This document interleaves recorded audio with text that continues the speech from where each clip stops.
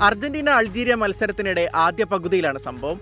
പന്ത് പിടിച്ചെടുക്കാനുള്ള ശ്രമത്തിനിടെ Algerian captain ഐസ മെൻഡിയെ Lionel Messi foul ചെയ്തു. Foul വിളിച്ച റഫറി ഷിമോൺ മാർസിനിയാക് അൾജീരിയയ്ക്ക് അനുകൂലമായി ഫ്രീ കിക്ക് അനുവദിച്ചു. എന്നാൽ മെസ്സിക്ക് കാർഡൊന്നും നൽകിയില്ല. റെഡ് കാർഡ് നൽകേണ്ട ഫൗളായിരുന്നുവെന്നും വാർ പരിശോധനയ്ക്ക് പോലും മുതിരാതെ റഫറി ഏകപക്ഷീയമായി പെരുമാറിയെന്നാണ് അൾജീരിയയുടെ പരാതി. രണ്ടാം പകുതിയിൽ ഇബ്രാഹിം മാസയെ അർജന്റീൻ താരം മക്കലിസ്റ്റർ കൈമുട്ടുകൊണ്ട് മുഖത്തിടിച്ചതിനും റഫറി കാർഡ് നൽകിയില്ലെന്നും ഫിഫയ്ക്ക് നൽകിയ പരാതിയിൽ അൾജീരിയൻ ഫുട്ബോൾ ഫെഡറേഷൻ ആരോപിക്കുന്നു. 2022 ലോകകപ്പ് ഫൈനൽ നിയന്ത്രിച്ചതും ഇതേ റഫറിയായിരുന്നു. മത്സരത്തിൽ മെസ്സിയുടെ ഹാട്രിക് കരുത്തിലായിരുന്നു അർജന്റീനയുടെ മിന്നും ജയം. എന്നാൽ മെസ്സിക്ക് കാർഡ് നൽകിയിരുന്നുവെങ്കിൽ മത്സരഫലം തന്നെ മാറിയേനെ എന്നാണ് അൾജീരിയൻ ആരാധകരും ഫെഡറേഷനും വാദിക്കുന്നത്.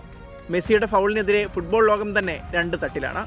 മെസ്സിയുടെ ഫൗൾ മനഃപൂർവ്വമല്ലെന്നും റഫറിയുടെ തീരുമാനം ശരിയായിരുന്നുവെന്നാണ് ഫ്രഞ്ച് ഇതിഹാസം തിയറി ഹെൻറിയുടെ അഭിപ്രായം. എന്നാൽ റെഡ് കാർഡ് അർഹിക്കുന്ന ഫൗളാണെന്നായിരുന്നു മുൻ മാഞ്ചസ്റ്റർ സിറ്റി താരം നെടും മൊനൂഹ വാദിക്കുന്നത്.